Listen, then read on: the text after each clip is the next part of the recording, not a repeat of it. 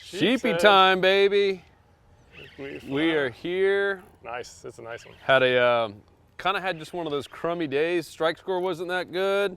Try to get that net. And we were trying to figure out what to do. And we said, hey, let's do some, dude, that's a beaut. That's a good one. Some sheepshead fishing in the canals. This is a really nice Dude, one. that's a really nice one.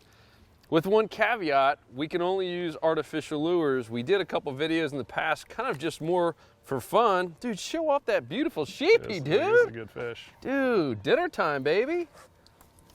That's a real nice one. And we use these crabs, and we got a ton of feedback. That one video you did, how many views does it have? Yeah, it has 300,000 views. Crazy. It's nuts. And the cameraman, Cody, can zoom in here. I'll get it. You can stay. That little guy right there, this is the chase bait one, I believe, right, Luke? Yeah, I've been testing out a variety of them. We'll talk about them in this podcast, about the pros and cons, and I'll do some detailed videos on, dude, that's a nice on sheepy. how to use them. But so far they've all worked. But some are better than others. So this chase baits, right now we're fishing these. Pilings. Whoa. Good thing we're keeping that one. Yeah, since Beauty of this live podcast, guys, is you get to see it all. As the last time when I dropped the trout, not once, but twice. Super embarrassing, and also a great learning lesson on how to handle fish the right way. So I made a crab massive. right in its mouth. Pretty cool. Oh man, that's a solid beaut. Fish. That is a beaut. Of course, you're getting fish guts all over the camera bag, but you can't really hold that against you. It's interesting you caught that one way back there, like underneath that dock, huh? Yeah, I mean they're just hugging the pilings, so they could be. Sometimes they're on the outside, sometimes they're on the inside. You just never know. That's a nice one, brother. Yeah, the good thing about these crab lures is that so far I've still never caught a sheepshead that's not legal. So they've all been easily legal.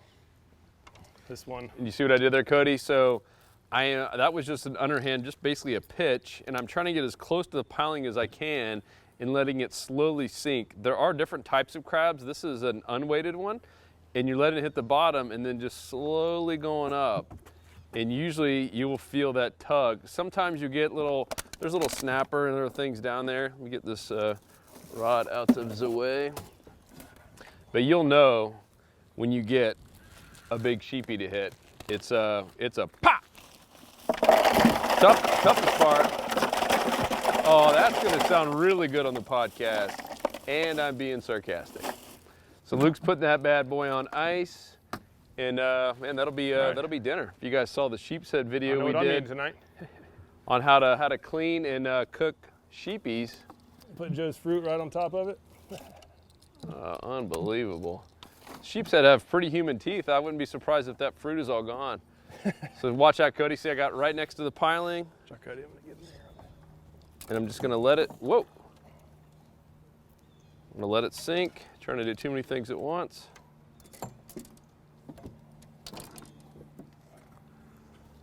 Go ahead and bleed this guy to have his meat all nice and white. I'm not feeling it on that one. Well, that was nice, Luke. Gotta love catching them right off the bat like that, dude. Oop. Yep. Now at some point, you get too close where it's tough to do this. I'm gonna make a little cast back in there. Oh, did you see that, Cody? Dang, dude. That was like $1 million cast, bro. Yeah, so a smart thing to do, and what I just did, I'm bleeding the fish. So I put them on ice, I'm bleeding them, so that way the meat is just as good as possible. It's gonna bleed the fish out, it's gonna kill the fish a lot quicker.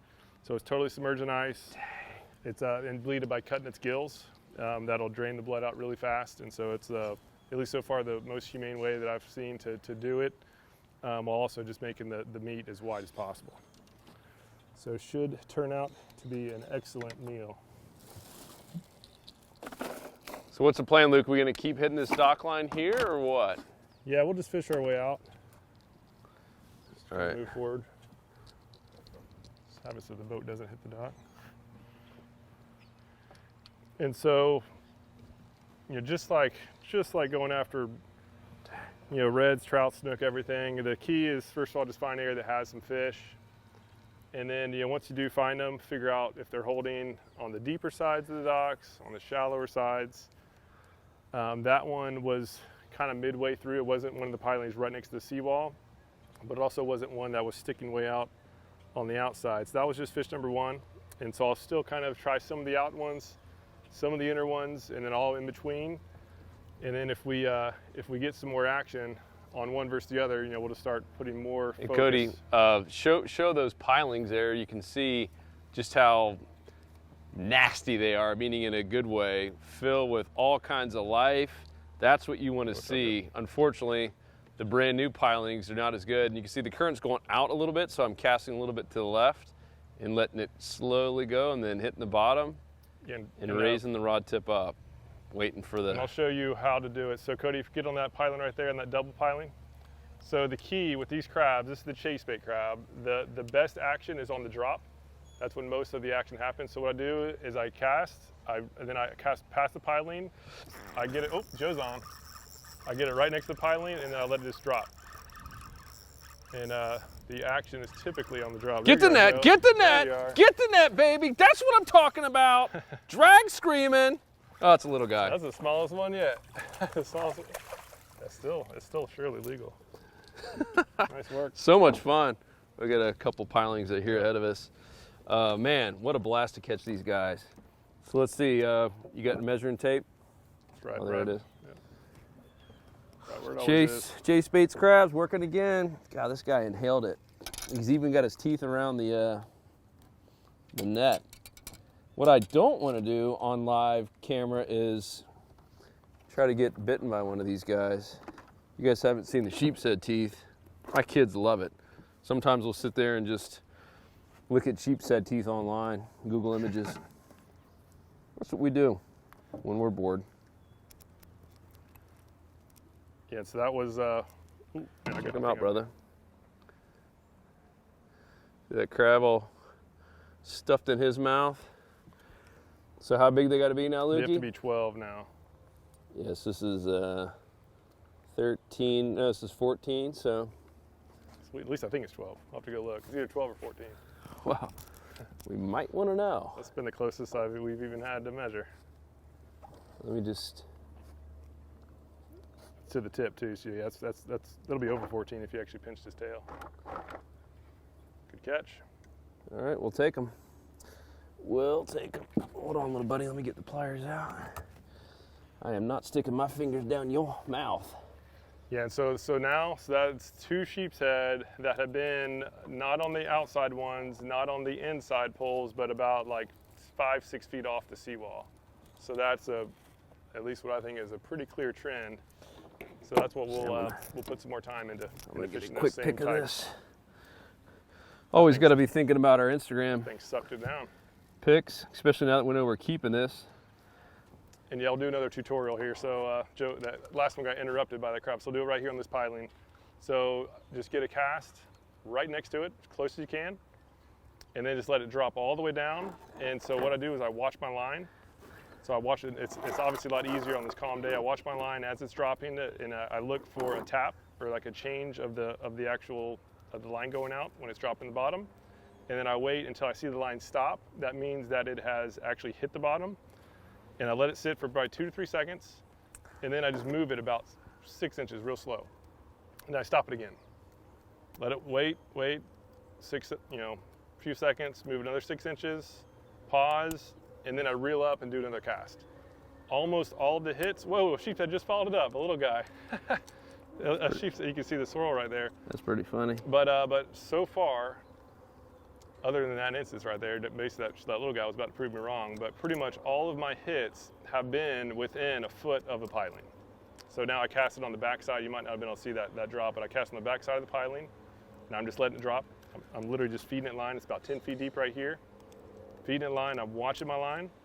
Sometimes you'll see the hit on the drop, which I might have just had something just messed with it. It might have been that little guy. And then I just slowly feel, and what you'll feel, you'll have two things that'll hit. There's a lot of like little small snapper and stuff that'll go up there and pop at it, and you'll feel like little taps. Those are snapper, those are junk fish, or maybe even pinfish. Don't worry about those, don't set the hook on those. What you want to look for is is an actual steady pull. It almost feels like you have the bottom, but then you'll feel like just like a bump, and that's going to be the sheepshead. That's when you set the hook. That's when you give it a really good hook set. So just be, I take people out here and they're just setting the hook left and right, hardly catching anything, and what they're doing is they're setting the hook when they're feeling those little tiny snapper and stuff mess with it, which is very common. But in many cases, you know, there's pinfish and stuff will be tapping on it, and then a sheepshead will come up and actually take it down. And if you're setting the hook on the little taps, you're going to miss a lot of opportunities for the actual sheepheads. Dang, this guy, I mean, inhaled this crab. It is back there. I think we're keeping that guy. Definitely keeping him now. Got to. Holy goodness. Yeah, and so, and every once in a while, like sometimes it is smart to fish the sheepshead do go along the walls a lot.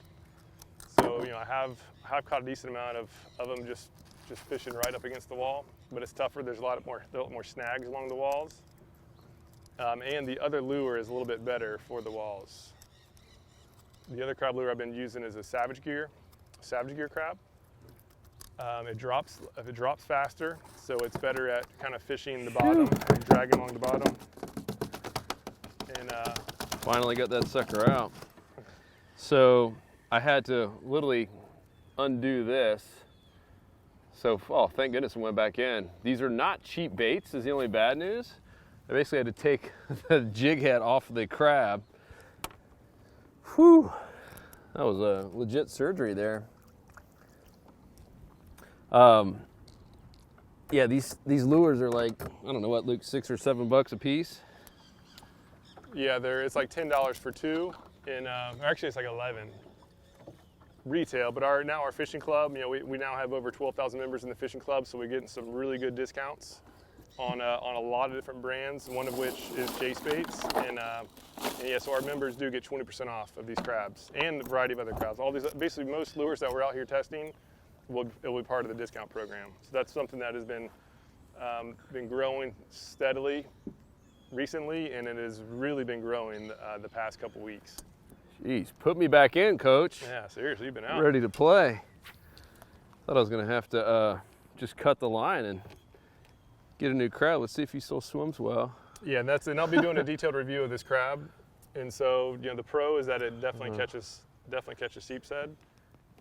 But the con is that it's expensive and they can tear up easily, especially if doing like a lot of aggressive casting. When I first started doing this, I was like skipping under the docks. I was, you know, casting pretty aggressively, and it was just ripping these things to shreds. And so I was catching like maybe one sheepshead per bait, and I was casting so far in there that when I did get a strike, if I didn't get it out right away, like if that sheepshead took a turn one way or the other, it was game over. It was just totally breaking me off. So now I basically just focus on the outside pilings without, you know, trying to get too fancy. And now my actual, you know, sheepshead per crab lure ratio has skyrocketed. Because the first weekend I came out doing this, I lost 4 crab lures, which is all I had in one day. Because I was just getting it's expensive too. Yeah, expensive dinner. Yeah, I was getting way up under there. And I was just being too aggressive with it, thinking that I had to, but in reality, it's just not worth trying to go past a couple pilings to get to a back one. Just hit all the outside ones. And so besides, you know, having tons of barnacles and life on these dock pilings, what else are you looking for in terms of a spot? Ooh, that could be perfect there. There we are. Oh, I'm on the piling. What I'm looking for is, I mean, really just barnacles, right? And oysters and stuff, just as much stuff as possible on these pilings. And obviously, if there's stuff on the bottom, a lot of people sink stuff under the docks, that's a plus. Right? The more structure, the better. But you know, you just don't know if it's there until you get hung up in situations like this.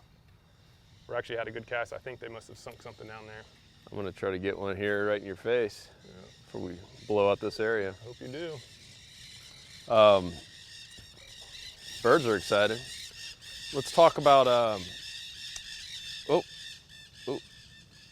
oh, dude, I had a little, see if I can pop them out. Small bite there. Talk about Nope, the importance of, it's way down there? Yeah. Oh, just came out of something. Yeah, there's some structure down there. Oh, You got it, dude. Nice. Nice. Heck I yeah. was trying to break it off, and that's the importance of having good knots. I literally straightened the hook out a little bit. So talk about the tides. Does it So matter? tides, I mean, we're in these canal systems. There's really not much water flow, so it's not a huge factor. Obviously, you want as much water movement as possible. But the reason why we are doing this today is because the tides are just really bad. Like the strike score, we have that smartfishingtides.com that analyzes the currents, the tides, the lunar tables, plus the actual trending weather. It takes into account, is it getting warmer or colder? It takes into account everything. And it was a 5.5 out of 10. So it was this is really not the best conditions for getting out and just getting on the flats and having a lot of action. And so areas like this are a little bit less tide dependent, right? Because it's just canals. Like this is a dead end. There's not a ton of water flow, and so this is can be a smart option and a fun option to do when it's just not the best conditions to do like the normal stuff. It's a whole lot of fun. Yeah. And, I forgot we need to bleed that second one. And you don't have to use any boat gas, really. Yeah, I mean a lot of times there's some good canals near boat ramps. They're easily accessible. Cody, did you get that on film, dude? That cast? Wow, this deserves a strike. Right over there next to that old barnacle ladder. Let's see if I can get something here on the drop. Come on now. Come on now, baby. Yeah, and I'd love, if you're watching this, we'd love to hear your feedback. If you've done this, if you found that certain things are more successful or certain lures. Clearly you can do this with shrimp. You can do this with fiddler crabs. But all that requires getting the stuff, keeping it. And this morning we had a completely different game plan and kind of switched gears, and we saw how it looked because we had already set this day aside to film, and sometimes that happens. Just like a lot of us weekend warriors. Yeah, so I'll switch to the different crab just so that we can kind of do a head-to-head test to see what's going on. So this is a savage gear crab. And this is a different model, right? A kind of different setup where it's a little bit heavier weight, so it sinks faster. But the cool thing about this is when it's on the ground, so it'll be on the ground just sitting there like that. It basically looks like a crab that's just in like, hey, get away from me mode when it's right before it gets eaten. And so this drags along the bottom really nice.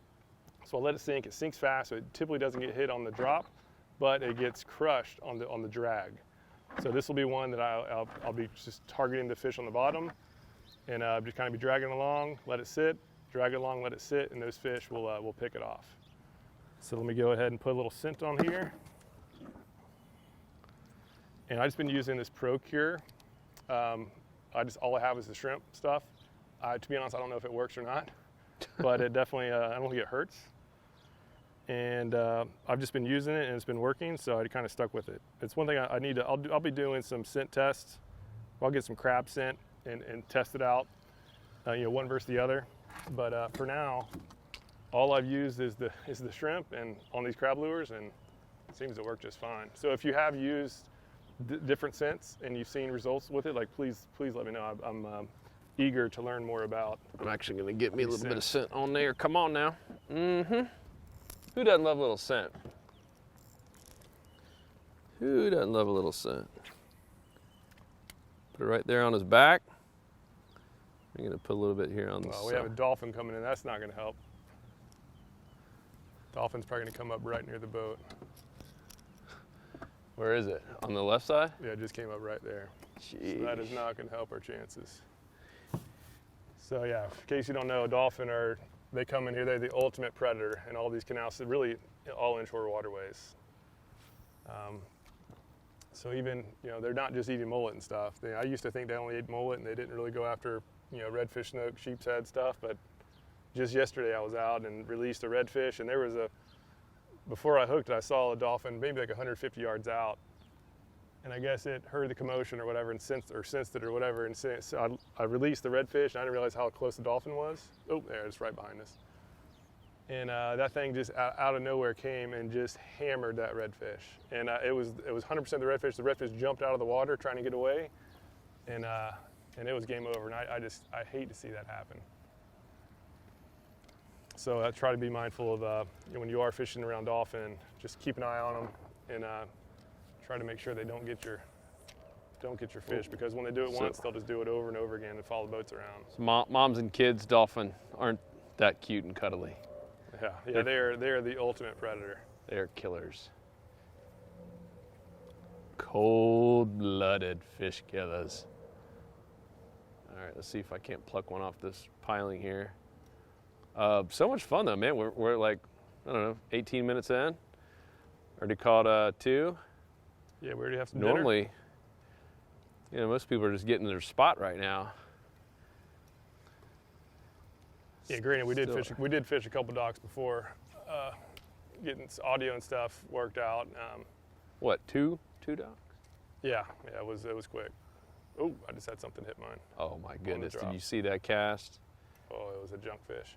So you're using the weighted one now though? Yeah, so I'm using the weighted one, but I'm still, I'm watching the line as it sinks, and then I saw a tap, like I saw the line make a quick little jerk. Clearly it wasn't me, and it wasn't, hitting the bottom. When it hits the bottom, it just stops. Dang, I think it's dolphins following us. You must have seen the salt strong flag in the back. Those guys gotta have some fish. Or it might have been the same one from yesterday. I was a couple miles away yesterday. Hey, those things are pretty smart, dude. Yeah, I guess they are. They're pretty smart. You ever see Flipper? Remember that? Good show. Great show. One of my favorites back in the day. Can't believe they ended it. I guess Timmy got a little too big. Was that Lassie, Timmy? What was the? I think Timmy was Lassie. What was the kid's name in Flipper? I can't remember. Leave a comment down below if you remember. You know, Cody? Cody, you're too young. Have you heard of Flipper before? Oh, man. It's one of the best shows All right, when ever. we get back to the house, we're going to pull up some old episodes of Flipper. And that's going to be your assignment for the day. Oh, it's a classic show. Heck yeah. Flipper, Flipper, Flipper. It's driving me crazy. Faster than lightning. It really is driving me crazy. I can't think No one can see, no one smarter than he. So as far as... And you know right, Flipper, Joe, Flipper lives in a world full of wonder.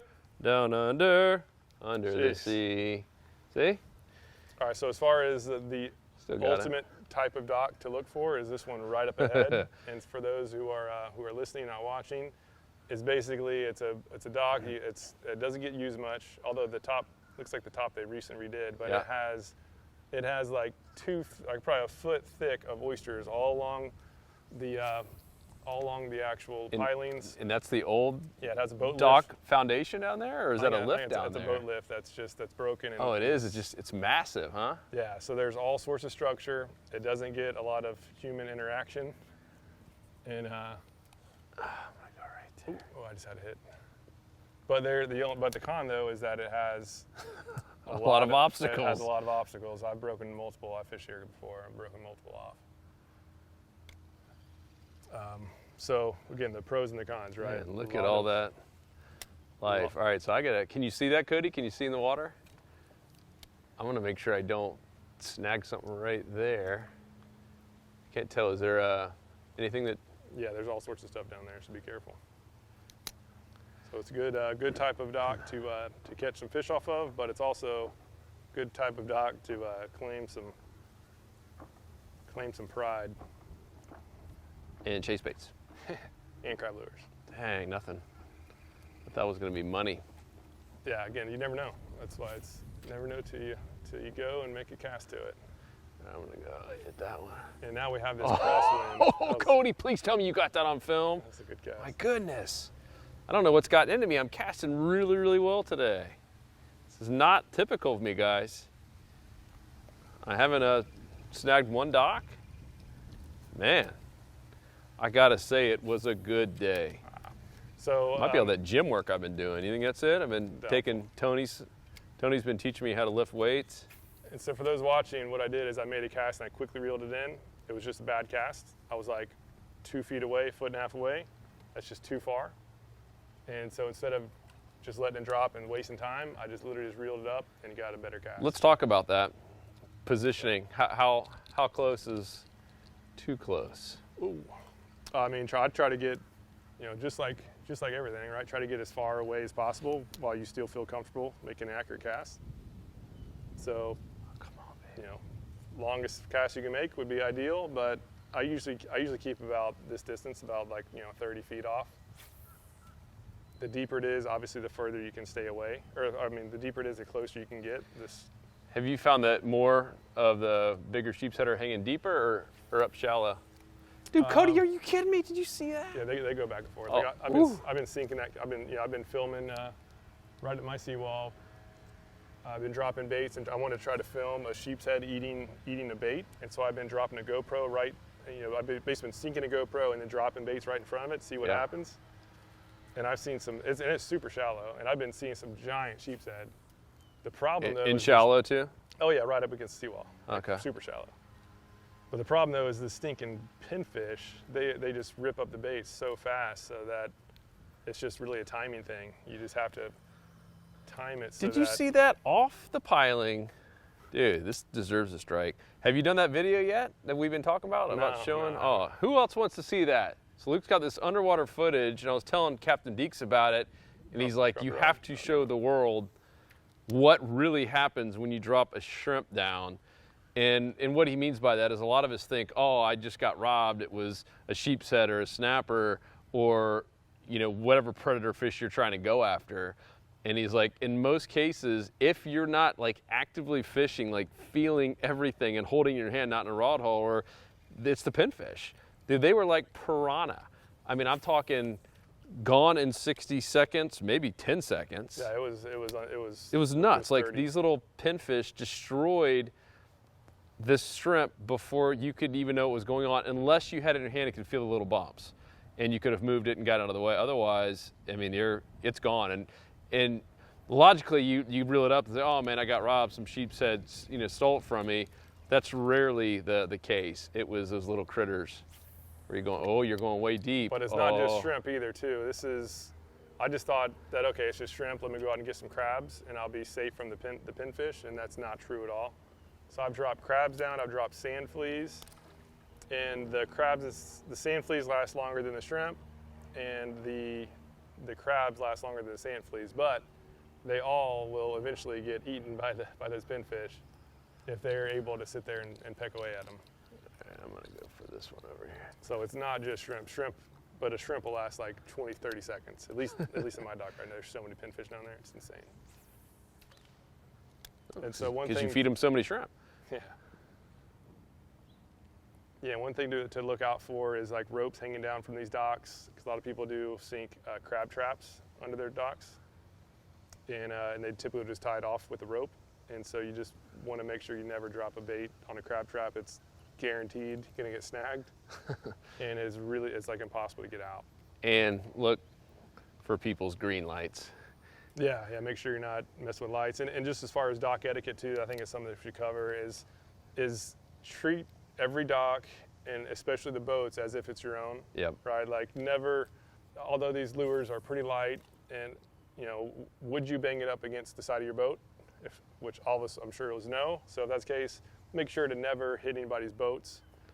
Even these little crab lures can probably do some damage and chip away the clear coat. Well, it's just not right. Just like you would throw it at someone's car. Right, exactly. And so these boats cost more than cars. Before you do this, make sure that you practice your casts, and so if you don't know a skip cast or at least a sidearm cast specifically, then don't do this. Like just practice that, because as you see, when we're trying to like poke up into a piling, it's pretty much always a side cast, and the lure will never go high enough to hit the dock or a boat especially. Or a human, or a dog. Yeah. And so the only time I ever do an overhand cast is when I'm casting to the side, like when I'm purposely trying to cast to the side of a dock. That's the only time I'll do overhand. Every other time, it's always sidearm. It's always about keeping the bait low, and so that just in case it is a little bit off, right? You're not gonna, if you go a little bit too far, it's not going to damage somebody's property. Oh, did you see that, Cody? Come on now, you gotta be kidding me. Oh, there we go. Got him. Attaboy, Lukey. I was just about to say. Oh man, it just got off. I was just about to say how got off. So that was interesting. It was that most of the strikes have been happening out, in the main canal towards the towards the Gulf. But down real quick. was it a nice strike too? It was a good fish. That was definitely a sheepshead. So it's a lot of times when you get one, sometimes there's multiple. And so that one came off, unfortunately. It was a good fish. So I got another cast down there. Hoping for the best. And so this was getting in. I made that lure switch. Oh man, that's something else hit it. So I made the lure switch. And so this is just, basically proof that you don't have to have a certain crab lure. It's more about just utilize whichever one you're using, just use it the right way. That one, it hit on the drag. Drop. Just as I mentioned, a drag. This is the other lure. Oh, got it. I thought you were saying the drop of. Did it hit on the drop or when you were? On the drag. I was dragging on the bottom. Oh, on the drag. Yeah. I thought you were talking about drag queens or something. It's like, what is he talking about? Get your mind out of the gutter. Family-friendly podcast, don't you? On the drag. Right up. I'm gonna get under here. Ooh, nice cast. If you guys listen to the podcast, Luke just made a nice cast. I have a trophy for you. Maybe a. Yeah, this is a really good looking dock right here. Right? But you just never know. You never know until you make a cast down there. Some of the best looking docks don't have many fish. Some of the ones that look terrible will have a bunch. Oh boy, did you see that? Underneath the dock. I'm willing to bet, Cody, this is going to have a strike. Let it go to the bottom. So that was an overhand cast for those watching. And so the reason why that was overhand is because I was casting down the side of the dock. So I wanted to make sure that my line was correct. It's all about having the right line. So on the side of the dock, you want a vertical line to be accurate. And then when you're going under something, you want the horizontal line to be accurate. So that way, if as soon as you release it, you'll be able to see if the line's on or off. And if it's off, just stop. Just literally just hold down the reel, block the line from going out any further, and you'll prevent a bad cast and prevent damage to somebody's property. All right, right there, going down the piling. Let it drop, let it drop, let it drag, let it drag. All right, try to catch one more here during this podcast. Yeah, we're about at the end of this canal. And the podcast. Yeah. So let us know how you guys are liking this too, or loving it. We thought it was cool just because no one was doing it. The decision was, all right, we're gonna go fish. Oop, oop. Oh, said it like freaking Bill Dance. Mike, we had Mike Iaconelli on the boat, and I was trying to pull a mic. Let me go right back there. But let us know how you like these. We were deciding between, having a produced show or just going live, and we're like, man, let's just go live. No one's doing that. And I think it's a big part that's missing from fishing in general. There's a little bit of that on the bass side. You get to see these guys in tournament action live, the good, the bad, the ugly. When someone jumps in all the way to the skunk days. And we said we wanted to do that for you guys, for the audience, to show you what real. Oh, dude, something came up and nailed it. To show you what real on the water experience looks like, not just the highlight reel, not just the good days. And we had that one day, man, that was just painful. You getting some strikes? Yeah, that was a little guy. Yeah, there might be some little guys here. So let us know how you like it, and also, mullet. What other species, areas? We've got a captain in Alabama who has already volunteered for us to go out there to do some of these shows, if you will, and I'm pretty stoked. Go do a whole new fishery, and I love when captains are bold enough to say, let's do it. Tough day to be a mullet down there, huh? Have you made a cast on this guy?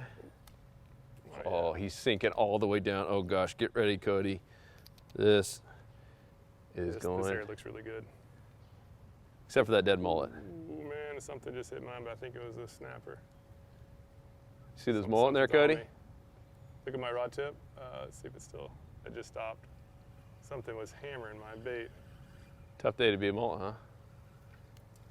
His friends are like, man, wake up, bro. If you guys listening, there's a capsized mullet. All right, end of the road. I'm gonna go And yeah, so I'll be doing some detailed reviews on these crab baits just to show. Oh, look at those snook. Those are all snook right there. Dude. Yeah, that's like 10 snook. Cody, can you see those right there? Right by that piling, just to the right of the deep piling. So what should we do? Drag your bait on across them. Go over? Yeah, cast over and drag across. And just swim it to them. All right, this is gonna be awesome if one hits. Ooh, one's coming after it. Cody, can you see this? Yeah, I still haven't caught a snook on them. I'm sure they eat them. Oh my gosh. I've caught snook on just normal crabs. I'm gonna let it sit. We got a little bit close to them. I didn't see them. I thought they were mullet at first, and I saw one was like 30 inches.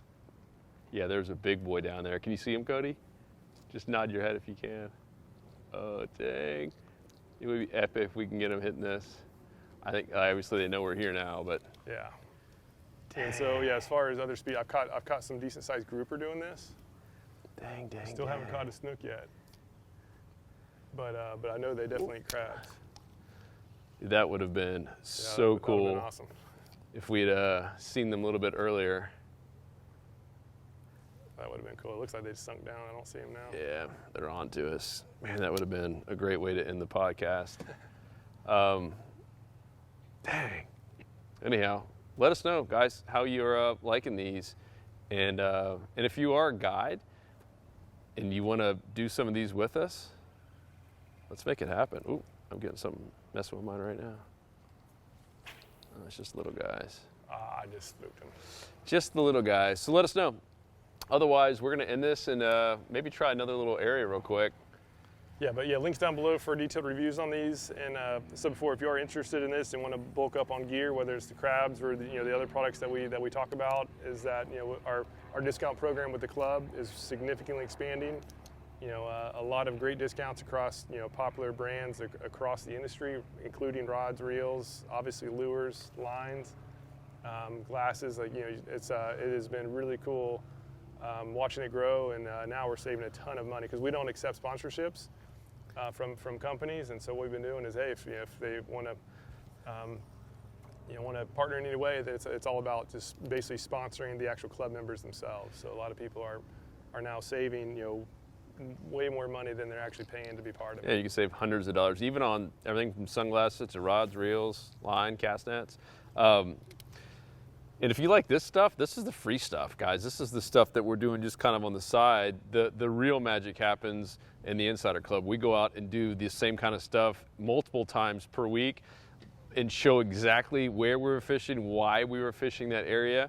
So you get to see all of the spots. But more importantly, because it's not just about the spot, it's the type of spot is what we preach. And we show that. And every Friday now, 10 minutes or less, we get on there and show on a satellite map from Texas all the way up to Virginia exactly where you should be fishing. And if you don't have 10 minutes to do a little studying, then you should probably give up fishing and maybe go golfing or something. We're talking 10 minutes on a Friday. So you would have essentially a shortcut, a blueprint, a formula to know exactly where you should go fishing, what type of spot you should be looking for in terms of depth, certain types of structure, etc. And it's really meant for that inshore fishing. We have all kinds of anglers. There's over 12,500 as we're recording this now. But I'd say the people that we help the most are the inshore saltwater anglers going after snook, redfish, speckled trout, flounder, Sheepshead now. sheepies, Spanish max. And it's really so it's more about the species, not about the region. So we have, Florida is obviously our biggest, but it's only right now, only 56% of those 12,000 is in Florida. So we have Texas. We have a lot of members in Texas because it's really about, it's more about. I just had one too. It's more about understanding the actual how fish behave, and we have again members now posting. We get probably 40 to 50 posts a day on fishing reports from members across the Gulf, all the way up the Atlantic, like all the way up past Virginia, and so part of that Friday. Weekly game plan is we go through and obviously read all those posts, and based on the latest and greatest trends that we've been seeing personally, as well as what the members and what these 12,000 members have been posting, we give you the cliff notes basically on on, hey, here's what's happening right now, and we look at the weather to let you know that, okay, here's what's happening right now, but a big front's going to come in, so you need to make this change, or hey, the weather's going to be the same, so just keep doing what has been working. So we can just go through all of that sort of details for you, so that knowing that most of us, we just can't fish every day like we want to, nor do we have a ton of time to read, to go through hundreds and hundreds of posts or videos, is that game plan is just the one thing that a lot of people use now, just to go out 10 minutes, they have the game plan to go out, fish, and have a great time. Attack Dog is telling us to end the podcast right now. And I'm getting some bites. Yeah, I know there's a lot down here. So, hey, join the Insider Club. You'll see exactly what happens next, because we're going to keep fishing and do some filming for our Insider members, show you exactly where we are and how to recreate this in your area. That's it. We're out. If you haven't already subscribed to the Salt Trunk Fishing Podcast, do it.